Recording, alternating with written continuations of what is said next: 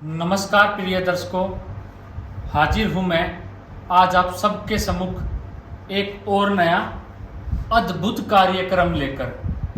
जो आज का मेरा कार्यक्रम है वो ये है कि लगन पर ग्रहों की दृष्टि का प्रभाव।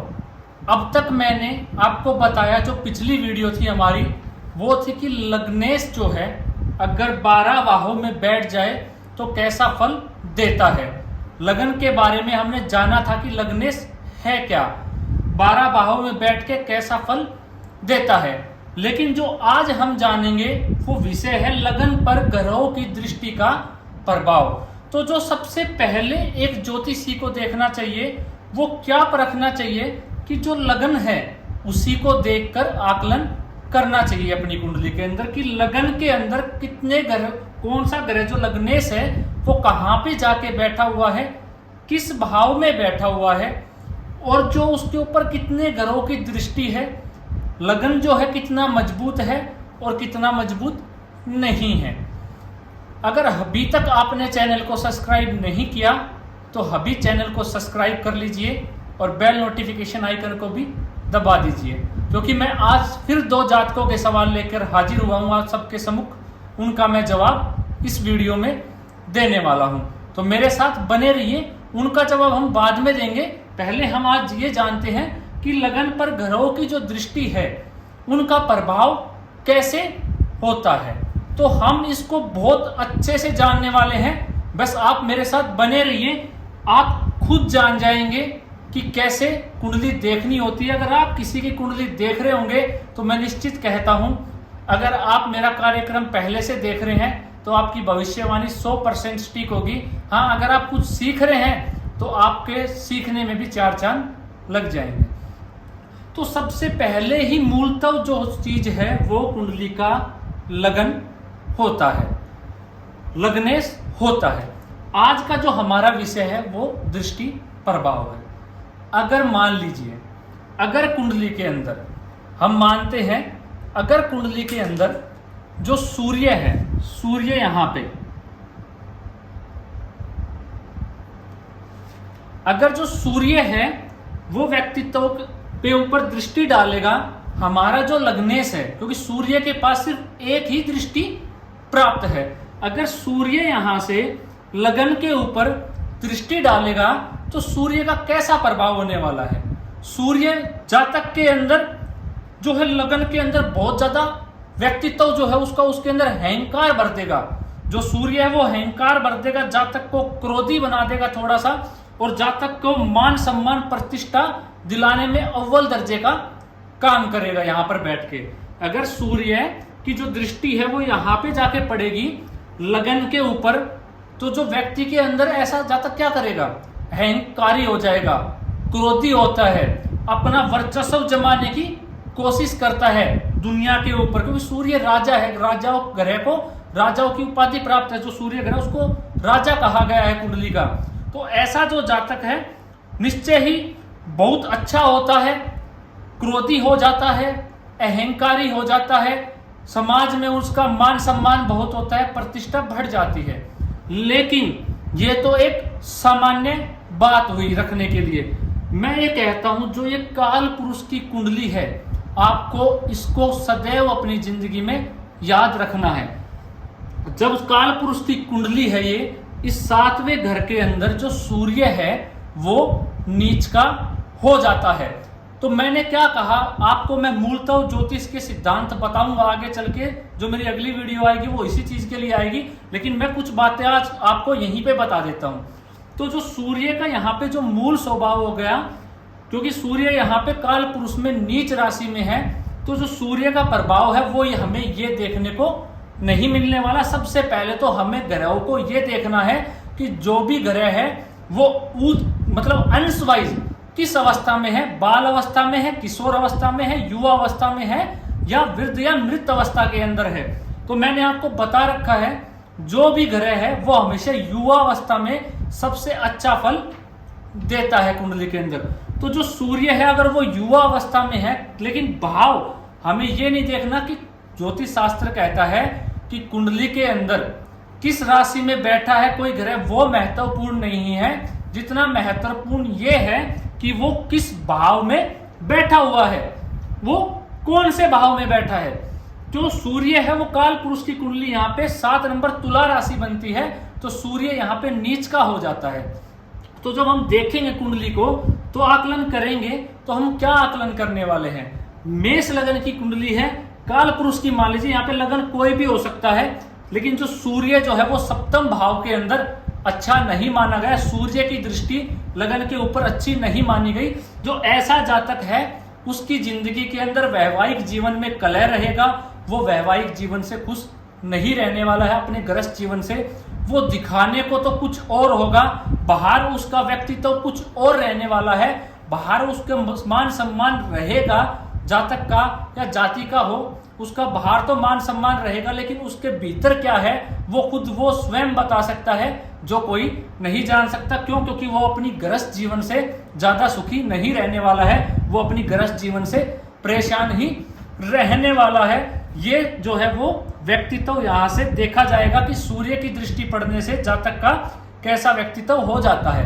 हाँ, ये जरूर है कि सूर्य का यहाँ पे रहने से, 7वीं दृष्टि पड़ने से जो जातक का व्यक्तित्व है वो भव्य व्यक्तित्व हो जाता है। ऐसा जातक जो है अपनी चीजों से, अपने उसके अंदर इतना तेज होता है कि वो सबको जीत लेता है। तो क्योंकि सूर्य ग्रहों का राजा है, तो यहाँ पर जो है सूर्य का ऐसा प्रभाव रहने वाला है लगन के ऊपर ग्रहों की दृष्टि का। तो चलिए अगले ऊपर चलते हैं, चंद्रमा के ऊपर चलते हैं कि चंद्रमा का स्वभाव कैसा रहने वाला है। अगर चंद्रमा की दृष्टि लगन के ऊपर पड़ जाए तो ऐसा जो जातक है बड़ा ही कोमल स्वभाव का, चुलबुला स्वभाव का, बड़ा ही मीठी बोलने वाला, अपने आप को अपने मतलब कि कहते हैं ना, किसी के चेहरे को देख करके आदमी पता लगा लेता है आदमी कैसा है। अगर चंद्रमा जिस भी जातक का लगन में बैठा है, बस हमें इसके लिए यह देखना है कि जो चंद्रमा है वो कृष्ण पक्ष का है या शुक्ल पक्ष का है। चंद्र का बल हमें जरूर देखना है। अगर कृष्ण पक्ष का चंद्रमा हो गया तो वो पाप घरे बन जाएगा।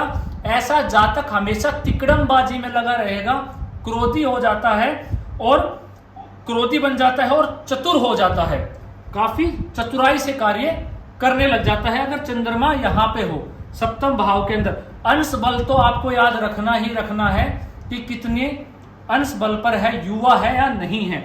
अगर चंद्रमा यहाँ पर शुक्ल पक्ष का है तो ऐसा जातक मीठा बोलने वाला, कोमल स्वभाव का, बिल्कुल चुलबुला सा, अच्छे तरीके की सोच रखने वाला, अच्छे कार्यों से काम करने वाला, अच्छी भाषा बोलने वाला, मधुर चीजें करने वाला जो है ऐसा जातक हो जाता है। उसको पार्टनरशिप से भी लाभ मिलता है, सब चीजों से उसको फायदा होता है, उसका गृहस्थ जीवन भी अच्छा देखा जाता है।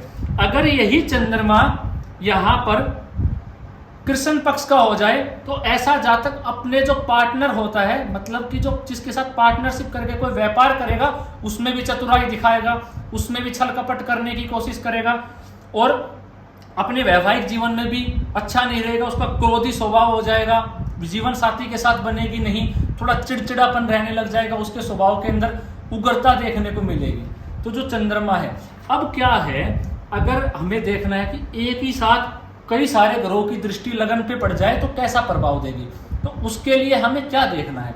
मान लीजिए जो अपना लगन है, लगन भी वैसे ही चलता है कि सबसे पहले अपने लगन को देखिए कि आपका लगन बाल अवस्था में है, किशोर अवस्था में है, युवा अवस्था में है या वृद्धा या मृत अवस्था में है। मान लीजिए आपका लगन बाल अवस्था के अंदर है, जो आपका लगन है वो बाल अवस्था में है और आपके लगन के ऊपर, आपके व्यक्तित्व के ऊपर 3 से 4 ग्रहों की दृष्टि पड़ी हुई है। गुरु भी यहाँ से देखता है, गुरु यहाँ से भी देखता है, मंगल भी देखता है। मान लीजिए कहीं से भी 4 ग्रहों की दृष्टि आपके लगन के ऊपर आ जाती है, तो आपको क्या करना है, कैसे आकलन करना है। अगर जो मान लीजिए जो आपका लगन है वो बाल अवस्था का है तो युवा ग्रह जितनी भी दृष्टि पड़ रही है वो युवा ग्रह की पड़ी हुई है, अंश वाइज वो युवा अवस्था में बैठे हुए हैं। तो जो आपका व्यक्तित्व है उसके अंदर स्थिरता आ जाएगी, ना कि धैर्य की कमी आ जाएगी, बालपन उसके अंदर नहीं देखने को मिलेगा, क्योंकि युवा ग्रह की दृष्टि पड़ गई तो वो आपको नाना प्रकार से जिंदगी के अंदर अनेक प्रकार से आपको आगे बढ़ाने का काम करेंगे और आपकी बॉडी के, आपके शरीर के अंदर एक ऊर्जा भर देंगे और आप कभी भी जीवन में फेल नहीं होंगे, आप थकेंगे नहीं और अपने व्यक्तित्व से, अपनी बातों से, अपनी हरकतों से, अपनी चीजों से आपकी बॉडी इतनी तेजस्वी हो जाएगी कि आप अपनी सब चीजों से लोगों को प्रभावित कर देंगे और सबका दिल जीतने में कामयाब होंगे। तो चलिए जो अगला प्रभाव है उसको जान लेते हैं। अगर मंगल का प्रभाव पड़ जाए कुंडली में लगन के ऊपर तो कैसा हो। मंगल के पास 3 दृष्टियां हैं और जो मंगल है वो कहां कहां से देख सकता है। तो मंगल जो है अगर 6ठे भाव में हो, मंगल अगर 7वें भाव में हो, मंगल अगर 10वें भाव में हो, अगर मंगल इन 3 भावों में बैठा है तो ही जो मंगल की दृष्टि है वो लगन के ऊपर पड़ने वाली है। तो जो अमूलतव है जो हम देखते हैं तो मंगल के पास 3 दृष्टियां प्राप्त है, 4 नंबर दृष्टि, 7 नंबर दृष्टि और 8 नंबर दृष्टि। मंगल यहां से अपनी 8वीं दृष्टि से देखेगा, मंगल यहां से अपनी 7वीं दृष्टि से देखेगा, मंगल यहां पे अपनी 4थी दृष्टि से लगन को देखने वाला है। अब मंगल किस अवस्था में है यह आपने पहले ही देख लेना है, जो कि मैं अब उस पर बार बार बात नहीं करने वाला हूं, वो आपने खुद को सोच लेना है। हम सिर्फ ये बात करेंगे मंगल यहां से दृष्टि डालेगा तो कैसा प्रभाव होगा। मैंने आपको बताया हमें लगन को नहीं हमें राशि को नहीं देखना है, हमें भाव को देखना है। अगर मंगल जो है 6ठे घर से और 10वें घर में बैठ के अच्छा ही फल देता है, 7वें घर में मंगल बैठ के अच्छा फल नहीं देता है।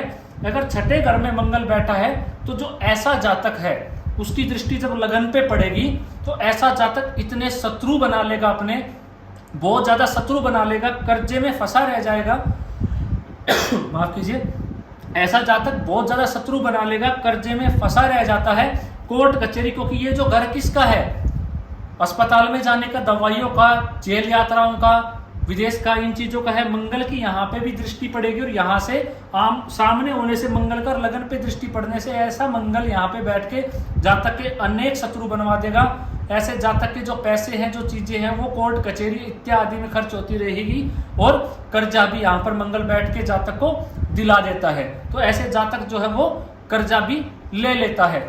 मान लीजिए अब जो ये मंगल है इसकी दृष्टि भाग्य पे भी पड़ेगी यहाँ से, तो भाग्य का साथ तो उसको मिलता रहेगा, लेकिन मंगल की दृष्टि पड़ जाने से ऐसा जातक धैर्यवान हो जाएगा, उसके अंदर धैर्य की कमी हो जाएगी, जल्दबाजी में हर निर्णय लेगा और बाद में उसको पछतावा होगा कि मैंने ये निर्णय क्यों किया जल्दबाजी के अंदर। क्योंकि मंगल 6ठे घर के अंदर कारक होता है, तो कारक होने के बावजूद जो मंगल की यहां से दृष्टि पड़ेगी ये अच्छा है, 7म से तो अच्छा ही माना जाएगा। अगर मंगल की दृष्टि यहां से पड़ेगी, क्योंकि मंगल अपनी शुभता कहां खो देगा, आपको रोगों से बचाने में, आपको रोगों से बचाने में अपनी जितनी भी जो शक्ति है मंगल की वो खो देगा। रोगों से, रिपु से, ऋण से, क्योंकि कर्जा तो दिलाएगा लेकिन उससे बचाने का काम भी जो है वो मंगल ही करेगा आपको, तो उसमें अपनी मंगल जो है वो शुभता खो देगा। और जो मंगल की जो 7वें घर से दृष्टि पड़ेगी, यहां तो बता ही रखा है मैंने आपको, ऐसा जातक धैर्यहीन हो जाता है, धैर्य की कमी हो जाती है, दंत रोगी हो जाता है और वैवाहिक जीवन उसका बिल्कुल भी अच्छा नहीं रहता है, बिल्कुल खराब हो जाता है और उसको ज्यादा बढ़िया नहीं माना गया है मंगल का 7वें भाव के अंदर। तो जो मंगल की 4थी दृष्टि पड़ेगी, मंगल यहाँ पे दिग्बली हो जाता है 10वें घर के अंदर। और मैंने क्या कहा है आपको राशि नहीं देखनी है, आपको भाव देखना है कि कौन सा ग्रह किस भाव में बैठा है। और कालपुरुष की कुंडली के हिसाब से 10वें घर में मकर राशि आती है जो कि मंगल की उच्च राशि है। तो जो मंगल है वो 10वें घर में बैठकर अपनी 4थी दृष्टि से लगन को देखेगा, तो ऐसा जातक अपने कर्म से, कर्म कांड से समाज में छा जाएगा। और ऐसा जातक कुल दीपक भी होता है जिसका मंगल 10वें घर में होता है, और ऐसा जातक हर प्रकार से धन अर्जित कर लेता है, नाना प्रकार से उसके पास सरकार से भी जुड़ के कार्य करके भी, प्रशासन से, अधिकारियों से मिलकर भी, साठ गांठ करके भी ऐसा जातक पैसे कमाता है और नाना प्रकार के सुख भोग लेता है। लेकिन 4थी दृष्टि हो जाने के कारण मंगल की भी ऐसा जातक निश्चित ही धैर्यहीन तो पाया ही जाता है, उसके अंदर उग्र स्वभाव तो होता ही है। और जो मंगल की 7वीं दृष्टि जो है वो 4th हाउस में पड़ेगी तो माता की सेहत खराब, घर में कलह का वातावरण, घर में सुख सुविधा जो है वो तो पूरी दे देगा मंगल। यहाँ पे दृष्टि डाल के भूमि मकान वाहन सबका सुख दे देगा। जमीन से ज्यादा जुड़कर अगर ऐसा जातक कार्य करता है तो बहुत अच्छा लाभ कमाता है। लेकिन वही बात, माता की सेहत ठीक नहीं रहती, घर में कलह का वातावरण बना रहता है।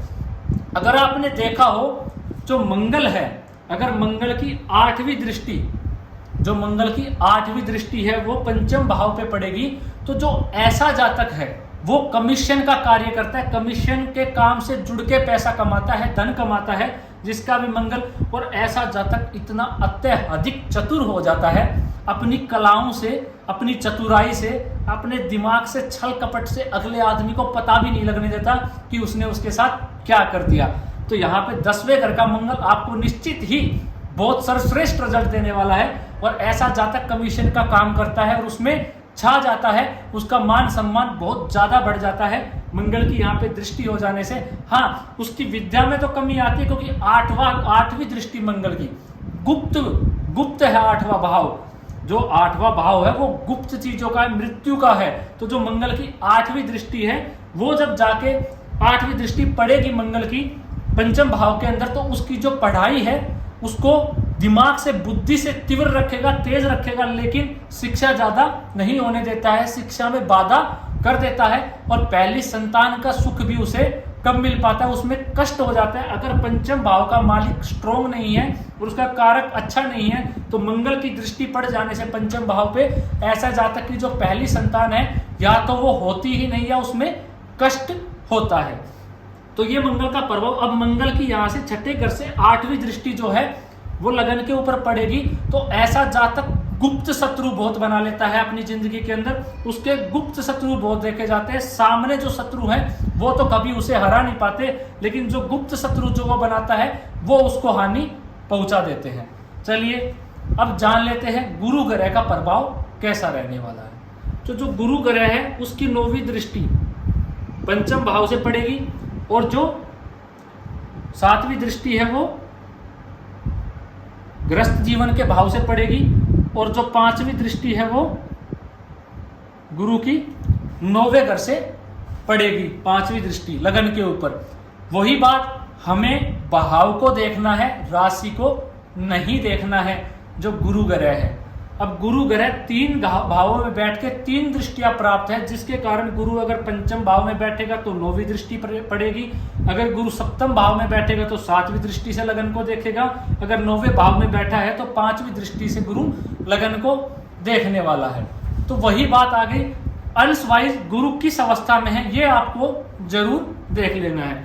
अगर जो गुरु है, गुरु ग्रह अगर पंचम भाव में बैठता है तो पंचम भाव के अंदर गुरु अति विशिष्ट कारक ग्रह होता है और पंचम भाव का गुरु कारक भी है ज्ञान का, संतान का, हर चीज का कारक। अगर गुरु की यहां से 9वीं दृष्टि पड़ेगी तो ऐसा जातक, क्योंकि गुरु जो है 9वीं दृष्टि पड़ेगी, ऐसा जातक अपनी संतान से भाग्य प्राप्त करेगा। उसकी संतान काफी भाग्यशाली होगी, प्रेमी स्वभाव का होगा, प्रेम में भी उसको सफलता मिलेगी। और जो उसके दृष्टि 9वीं पढ़ने से ऐसा जातक धार्मिक कार्यों से जुड़ के, धर्म से जुड़ के कार्य करने वाला होता है और निश्चित ही ऐसा जातक तरक्की करता है और उसके पास सब कुछ, क्योंकि लगन में गुरु क्या होता है, दिग्बली हो जाता है और 9वीं दृष्टि भाग्य की दृष्टि है तो सारे दरवाजे खोल देती है और ऐसा जातक अपने ज्ञान से समाज में छा जाता है। निश्चित अपने संतान भी उसकी बहुत अच्छी देखी जाती है, सुखी देखी जाती है, प्रेम में भी सफलता मिलती है और बहुत बुद्धिजीव पाया जाता है। ऐसा जातक उच्च शिक्षा भी प्राप्त कर लेता है, जिंदगी में विख्याति हो जाती है। अब जो है यहां से गुरु की 7वीं दृष्टि जो है वो लगन के ऊपर पड़ने वाली है। दोस्तों देखिए, अपनी जो वीडियो है काफी बड़ी हो जाएगी, आज का कार्यक्रम बहुत बड़ा चला जाएगा, इसीलिए सभी घरों का तो आज नहीं हो पाएगा क्योंकि बहुत ज्यादा वीडियो जो है वो बड़ी होने वाली है। तो हम जो है इतना ही जानेंगे कि गुरु ग्रह क्या करेगा। बाकी आप, मेरा मोटिव सिर्फ आपको समझाने का है, जो मेरा मकसद है वो ये समझाने का है कि अगर लगन के ऊपर ग्रहों की दृष्टि पड़ेगी तो हमें कैसे उसका अनुवाद करना है, एक ज्योतिषी को कैसे उसको बताना है कि उसका जिंदगी में क्या क्या प्रभाव होने वाला है।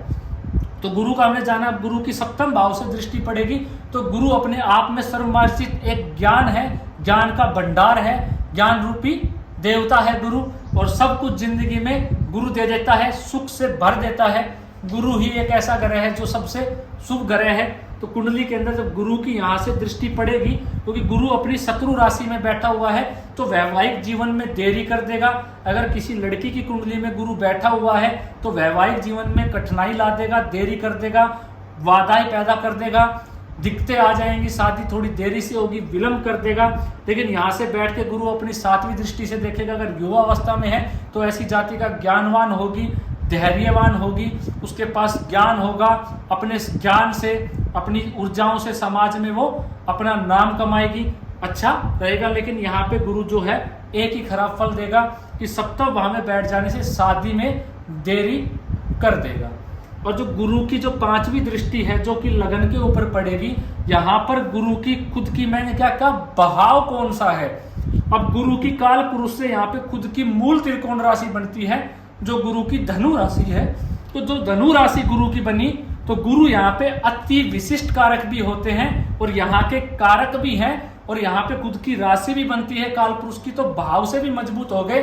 ऐसा जातक जन्म जात भाग्यशाली हो जाएगा, ऐसे जातक के पास अपने आप पैसे चल के आएंगे, ऐसा जातक बड़े गुरु ऋषि समाज के अंदर उनसे जुड़ के, संस्थाओं से जुड़ के लाभ कमाता है, बड़े लोगों से उसके संपर्क रहते हैं और एक उच्च अधिकारी भी बन जाता है और नाना प्रकार से उसको फायदा होता रहता है और वो बहुत ज्यादा भाग्यशाली हो जाता है, धर्म के साथ जुड़ने वाला हो जाता है। क्योंकि पराक्रम के ऊपर भी दृष्टि पड़ेगी तो वो अपने पराक्रम से, बाहुबल से, ऊर्जा से, अपने ज्ञान के सामर्थ्य से, अपनी नॉलेज से हर किसी का दिल जीत लेता है। और उसकी नौवीं दृष्टि संतान पे पड़ेगी, ज्ञान पे पड़ेगी, तो ज्ञान में वृद्धि, भाग्य में वृद्धि और व्यक्तित्व में ऑटोमेटिक जो है वो वृद्धि आ जाएगी। तो ऐसा जातक बहुत भाग्यशाली हो जाता है और उसको अपनी जिंदगी के अंदर सब कुछ प्राप्त हो जाता है। अगर 9वें भाव में बैठ के गुरु अपनी दृष्टि डाले, बस हमें यह देखना है कि गुरु किस अवस्था में है।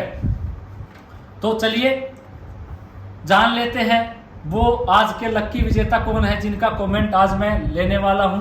तो जो पहला कमेंट है वो पूछा है रक्षिका पटेल ने। तो उनका जो सवाल है, उनका सवाल है रक्षिका जी का कि सरकारी नौकरी का योग कब है। जी देखिए रक्षिका जी, मैंने आपकी कुंडली देखी, आपने जो योग पूछा है, मैं कहता हूं आपकी बुध की महादशा चली हुई है। आपका बुध जो है वो मीन राशि में बैठा है, अपनी नीच राशि में, भाग्य स्थान में, सूर्य के साथ। तो कारकत्व में हो जाने के बाद सूर्य वहां पे कारक होता है तो बुध के अंदर बल आ गया। लेकिन आप अमावस्या का जन्म है, चंद्रमा भी भाग्य स्थान में बैठ गया, तो चंद्रमा का भी भाग्य स्थान में बैठ जाने से वहां पे चंद्र बुध का योग तो बना जो एक महान योग है। लेकिन सूर्य चंद्र का योग हो जाने से आपको थोड़ी सी दिक्कत आने वाली है। बुध भाग्य स्थान में नीच राशि में जाके बैठा हुआ है आपका, और आपकी कुंडली में कारक नहीं है, तो अभी आपकी बुध की महादशा में आपको सफलता नहीं मिलने वाली है। बहुत मेहनत करनी पड़ेगी आपको, उसके बाद ही आपको सफलता मिल सकती है। जो आपकी केतु की दशा आएगी, 10वें भाव में बैठा हुआ है केतु आपका मेष राशि के अंदर, तो आपको उस समय सफलता मिलने का योग बनता है। लेकिन उससे पहले मैं आपको कहूंगा जो आपका मंगल है वो भी नीच राशि में लगन में जाके बैठ गया, तो धैर्य की कमी है आपके अंदर, आप एक जगह रुककर टिककर कार्य नहीं कर पा रहे हैं। और जो आपका चंद्रमा है वो तो भाग्य स्थान में मीन राशि में बैठा है। तो अब मीन राशि कैसी है, मन में भटकाव, जो मीन राशि वो भटकाव का उत्पन्न करती है, बहमी बना देती है। तो आप थोड़ा बहमी और भटकाव, जल्दबाजी का सहारा ना ले, थोड़ा रुक के और अपने काम के प्रति ज्यादा, अपनी पढ़ाई के प्रति आकर्षित हो ताकि आप अच्छा कर पाओ। इसीलिए मैं कह रहा हूं आप एक जिंदगी के अंदर एक पुखराज डाल लीजिए, पुखराज नाम का स्टोन है वो पहन लीजिए ताकि आपके अंदर धैर्य की कमी ना हो। और एक आप मूंगा डाल लीजिए क्योंकि आपका 10वें घर का जो मालिक है वो नीच राशि में लगन में जाके बैठा हुआ है, इसलिए मैं कह रहा हूं कि एक मूंगा डाल लीजिए। और बुधवार के दिन गाय को हरा चारा और गुड़ आप डेली खिलाइए, तो आपको 2025 में सरकारी नौकरी मिलने का योग है। लेकिन मेहनत आपको बहुत करनी होगी। चलिए जो अगला सवाल है वो सुनील कुमार जी ने पूछा है। उन्होंने पूछा है कि लगन के अंदर 4 से 5 ग्रह बैठ जाएं, अगर लगन के अंदर 4 से 5 ग्रह कोई भी आ जाए, लेकिन जो ग्रह हो वो पांचवें घर का स्वामी, मान लीजिए सूर्य, जो यहाँ पे पांचवें घर का स्वामी बनता है सूर्य आ जाए। फिर इन्होंने कहा सप्तम भाव का स्वामी मान लीजिए शुक्र आ जाए। फिर उन्होंने कहा अष्टम भाव का मालिक आ जाए मंगल आ जाए। फिर इन्होंने कहा 11वें घर का मालिक शनि आ जाए। तो कैसा प्रभाव होगा? देखिए, मैंने अभी आपको बताया कि कैसा प्रभाव होने वाला है। भाव बलिए हमारे व्यक्तित्व के अंदर अगर 4 ग्रह बैठ जाए तो हमें कैसे किसी का आकलन करना है कुंडली का, वो हम कैसे देखेंगे? वो हम देखेंगे कि सूर्य का जो स्वभाव है मूलतः उसको देखा, सूर्य यहाँ पे उच्च का, तो ऐसा जातक जो है जन्मजात भाग्यशाली हो गया, क्योंकि सूर्य व्यक्तित्व के अंदर सूर्य आ गया। तो ऐसा जातक समाज में मान सम्मान होगा, प्रतिष्ठित होगा, उसके आगे जब भी वो चलेगा बहुत सारा पीछे काफिला चलने वाला रहेगा और उसकी समाज में इज्जत होगी, सब कुछ होगा। लेकिन शनि के साथ हो जाने से उसके जो छवि है, जो पीछे उसकी काट होती रहेगी और उसको एक बार मान सम्मान का जिंदगी में जरूर सामना करना पड़ेगा। उसकी जो मान सम्मान में उस पर ठेस पहुंचता रहेगा, क्योंकि शनि लाभ भाव का मालिक है, लगन में जाके बैठा है। तो ये एक धन का योग बन गया, कुंडली के अंदर धनवान योग है, तो उसको जिंदगी में लाभ होता रहेगा। लेकिन शनि जो है वो नीच राशि में बैठ गया मंगल के साथ, तो नीच तो भंग हो गया, क्योंकि मंगल ही यहाँ पे कारक होता है और सूर्य उच्च का है, शनि नीच का हो गया, तो उच्च और नीच का हो जाता है। तो नीच दोष जो नीचत्व है किसी ग्रह का वो भंग हो जाता है। तो शनि यहाँ पे नीच का कार्य नहीं करेंगे, क्योंकि मंगल बलशाली अवस्था में बैठे हुए खुद की मूल त्रिकोण राशि में, तो आपको शनि यहाँ पे लाभ देते रहेंगे। लेकिन शनि का लगन में हो जाने से व्यक्तित्व जो है उसका आलस्य में चला जाएगा, और ऐसा जातक जो है वो आलसी प्रवृत्ति का देखा जाता है और जिंदगी में जो भी कार्य होंगे वो विलंब से होने शुरू हो जाते हैं। ऐसे ही अब जो शुक्र का प्रभाव है, शुक्र सप्तम भाव का मालिक और धन भाव का मालिक जाके लगन में बैठ गया, तो जो ऐसा व्यक्ति है उसके पास धन का मालिक लगन में व्यक्तित्व में आके बैठकर, तो हमेशा उसके दिमाग में धन की ही चीजें चलती रहेगी। और वो हमेशा, मैंने क्या बताया, सप्तम भाव का लगन में जाके बैठ जाए मालिक, ये मैंने आपको कल भी बताया था, तो व्यक्तित्व में जाके बैठा हुआ है। तो ऐसा जातक स्त्रियों के प्रति, अगर लड़की है तो लड़कों के प्रति, अगर मान लीजिए लड़का है तो स्त्रियों के प्रति उसके मन में विचार उत्पन्न होते रहेंगे। ऐसा जातक कोई कला में माहिर होता है, वो कोई भी कला हो सकती है। जाति का है तो लंबे बाल रखने के शौकीन हो सकती है। मंगल और शुक्र की युति हो गई तो लव मैरिज का योग भी बन जाता है। ऐसा जातक लड़कियों के प्रति ज्यादा जागरूक देखा जाता है। उसका जो वैर्य, मतलब कुल मिला के हमें ये बताना है कि जो चारों ग्रह हैं उनका थोड़ा थोड़ा स्वभाव ले लेंगे और उनको इकट्ठा कर देंगे, और जो राशि है मेष उसका स्वभाव ले लेंगे। लगन को देखेंगे कि लगन कितने डिग्री पर, कौन कितने अंश पर है, किस अवस्था में है, और यहाँ पे कितने ग्रहों की दृष्टि है, कितने ग्रह बैठे, उन सबका निचोड़ लेके हम अगले आदमी को बता देंगे। मैं कहता हूँ 100% आपको रिजल्ट मिलेगा, वो भविष्यवाणी आपकी बिल्कुल सही साबित होने वाली है। तो आशा करता हूँ सुनील कुमार जी आपको समझ में आ गया होगा जो आज का हमारा विषय है। जो आपका सवाल था उसका भी उत्तर मैंने दिया। उम्मीद करता हूँ आपको बेहद ही प्रसन्न हुए होंगे अपने सवाल का जवाब पाकर। अगर आपका भी कोई सवाल है, आप भी मुझसे कुछ जानना चाहते हैं, पूछना चाहते हैं, तो कमेंट कीजिए। उससे पहले चैनल को सब्सक्राइब कीजिएगा, भूलिएगा नहीं, क्या पता अगला कमेंट आपका हो। और आपका है, अगर चैनल को सब्सक्राइब नहीं किया तो छूट जाएगा आपसे। इसीलिए कहता हूँ खुद भी चैनल को सब्सक्राइब कीजिए और दूसरों से भी करवाइए, ताकि वो भी जान पाए घर बैठे ही अपने बारे में, और अपने कमेंट करके वो भी अपने प्रश्न का, सवाल का जो है जवाब ले पाए। तो आज के लिए इतना ही, इजाज़त दीजिए, नमस्कार।